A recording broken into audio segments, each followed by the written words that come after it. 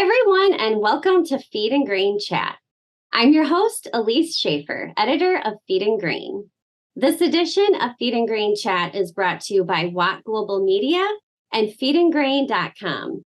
Feedandgrain.com is your source for the latest news, product, and equipment information for the grain handling and feed manufacturing industries.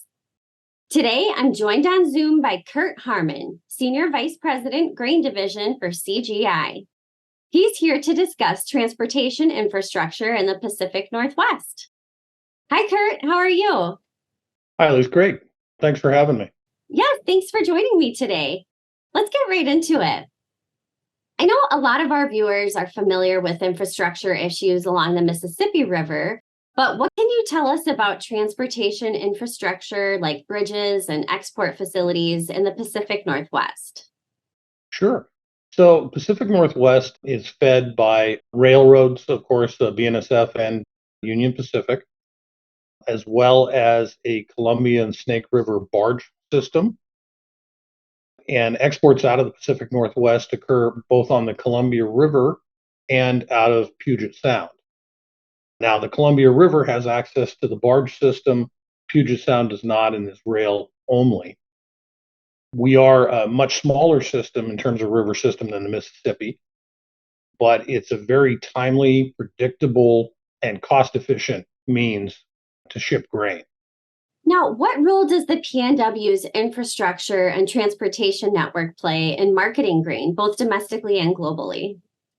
The grain transportation system really is a key to a reliable export program. It provides efficient transportation for our growers to get their goods to market, and consistent, reliable service is really important to building a big export book and being able to run these large terminals at full capacity.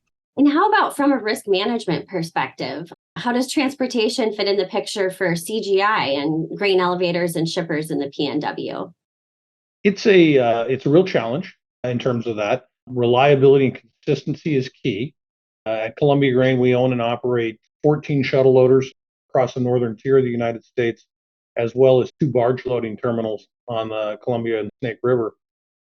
And having that consistent supply of transportation available and predictable transit times, really key to operating both our interior assets and with our export JV partners out here on the coast.